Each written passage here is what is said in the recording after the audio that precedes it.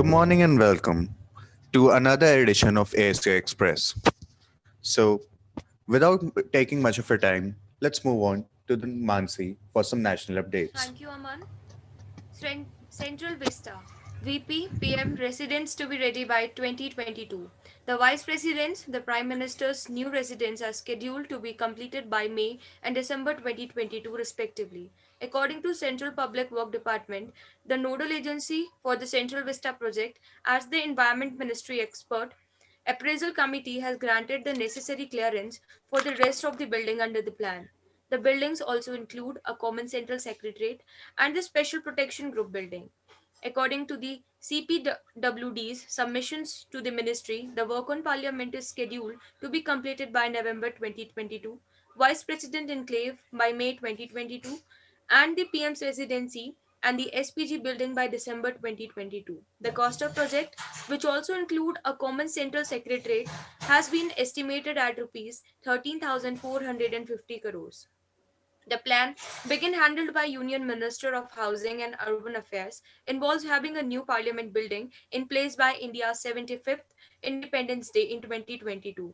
While the entire project, which includes constructing 11 administrative buildings to house all the government ministries, is slated to be finished by 2024. Tata Projects Limited was asked with the construction of the new parliament complex on September 29, 2020. Now moving on to Ritika for more updates. Thank you, Mansi, for your report. Following the national news, the center is unlikely to impose a nationwide lockdown.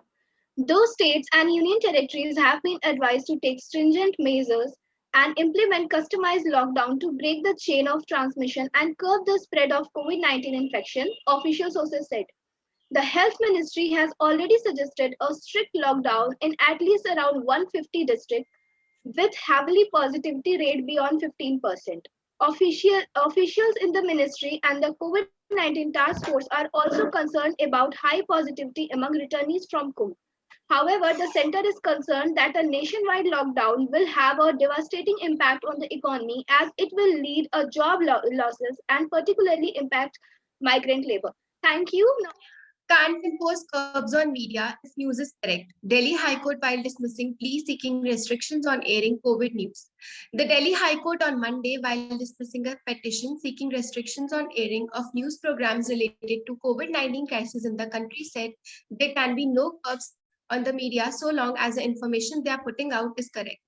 The public interest litigation alleged that news channels are airing very negative visuals and stories of the second wave of the COVID-19 pandemic, which is causing a sense of insecurity towards life among people.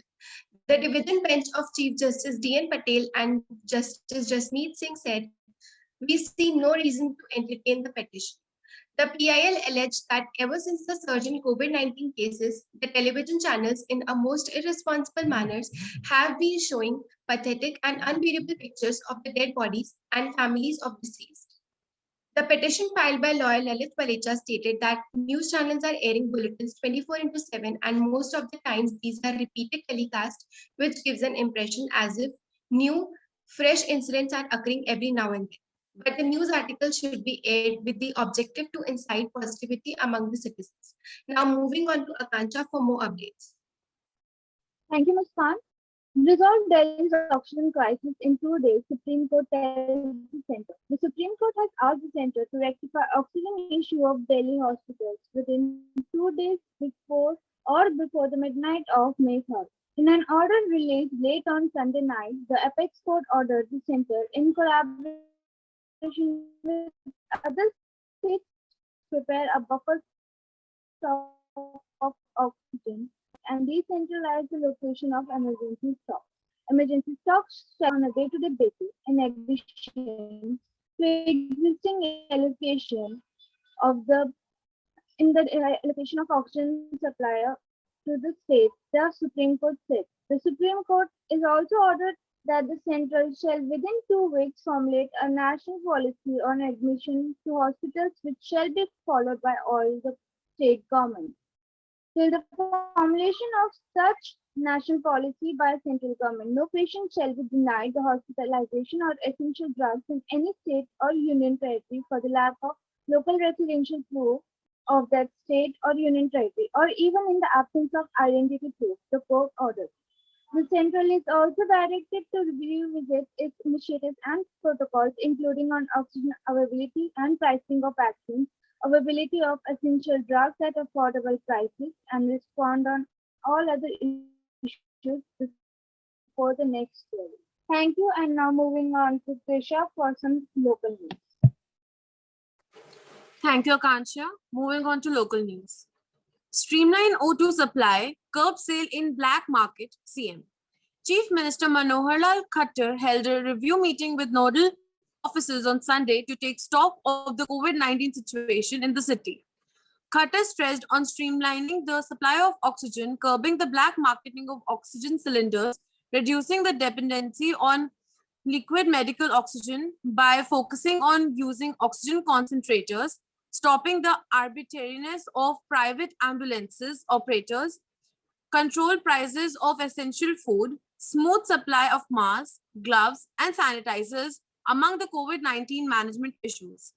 He has also asked the concerned officials to submit detailed report about the supply of oxygen, availability of beds, and medicine stock in the district. Municipal Corporation of Gurgaon, Commissioner Vinay Pratap Singh, who was also present in the meeting and manages the oxygen supply.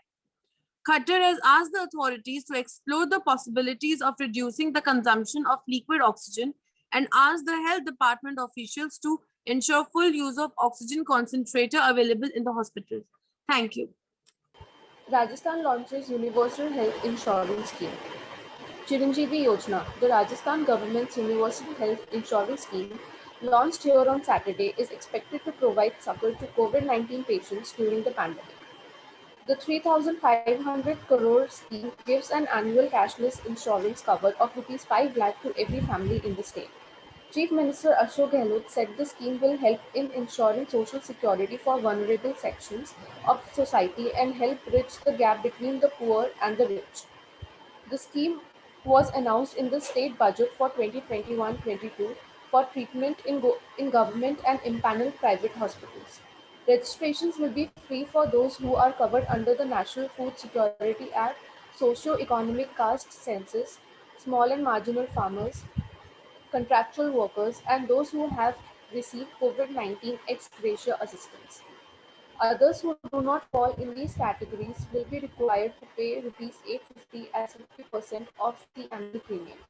The Chief Minister asked upon the people to help in breaking the chain of coronavirus infections by strictly following COVID-19 protocol. We will we will be helpless if the number of patients increase exponentially. I am willing to spend the entire budget for saving people's lives. But it is the people who can control the epidemic, he said. Now moving to Shubhankar for further bulletin. Thank you, Abhi. 24 dead in Karnataka hospital due to oxygen shortage report. 24 patients, including coronavirus patients at a government hospital in Karnataka, died yesterday.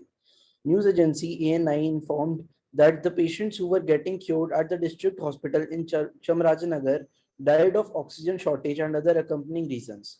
Karnataka Chief Minister B.S. Yediyurappa has spoken to the Chamarajanagar DC over the incident and called an emergency cabinet meeting today. Chamarajanagar district in charge, Minister S. Suresh Kumar, has ordered an inquiry into the death of 24 patients at the district hospital. He said, strict action will be taken against those who are responsible for the shortage of oxygen supply to the hospital. Karnataka had reported 37,733 fresh cases of COVID-19 on Sunday, pushing the state's infection to tally the past 16 lakh mark. The Supreme Court's warning to the states.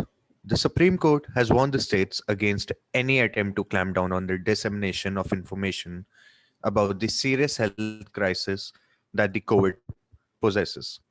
The comment came in response to the utterly despotic threat issued by the UP Chief Minister Yogi Adityanath that those spreading misinformation or rumor would be detained under the National Security Act (NSA) and their property seized.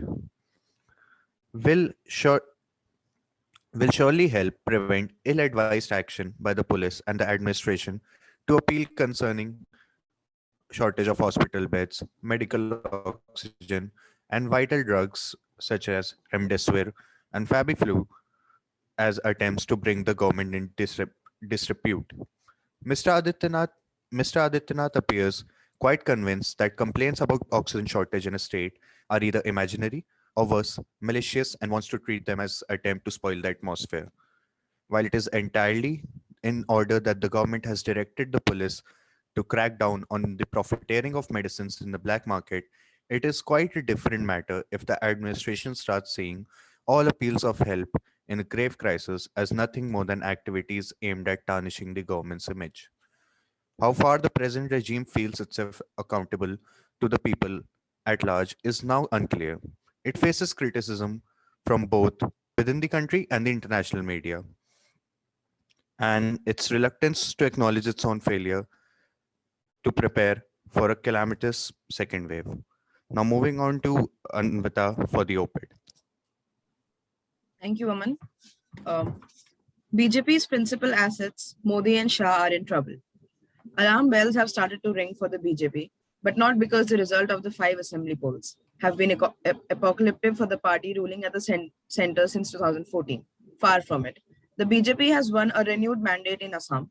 With a little spin, and the party is not bereft of spin masters, it can claim that its tally in West Bengal has risen from a mere 3 seats in 2016 to over 75 seats in 2021.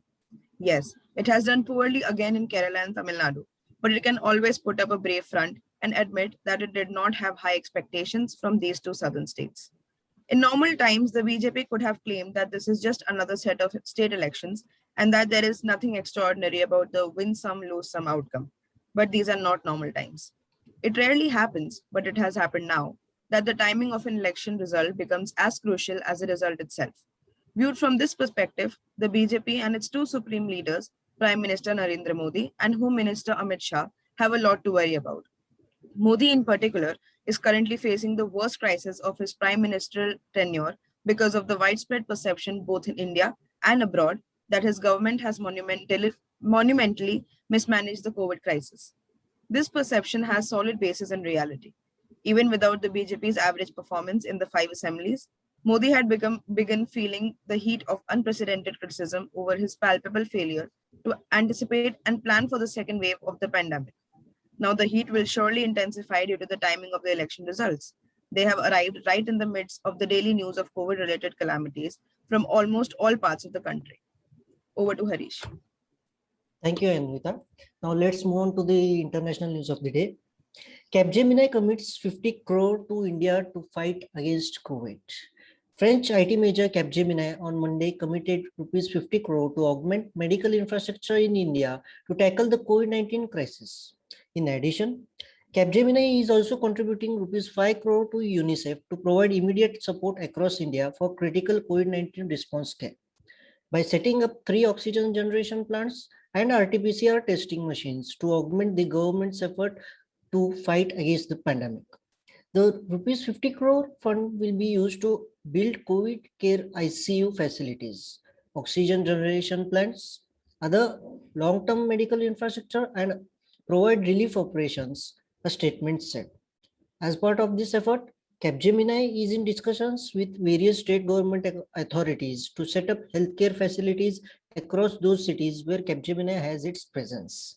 This contribution will be in addition to the Capgemini CSR statutory fund in India, the statement said. Now moving back to Aman for the cartoon of the day. Thank you, Harish. Now presenting the cartoon of the day.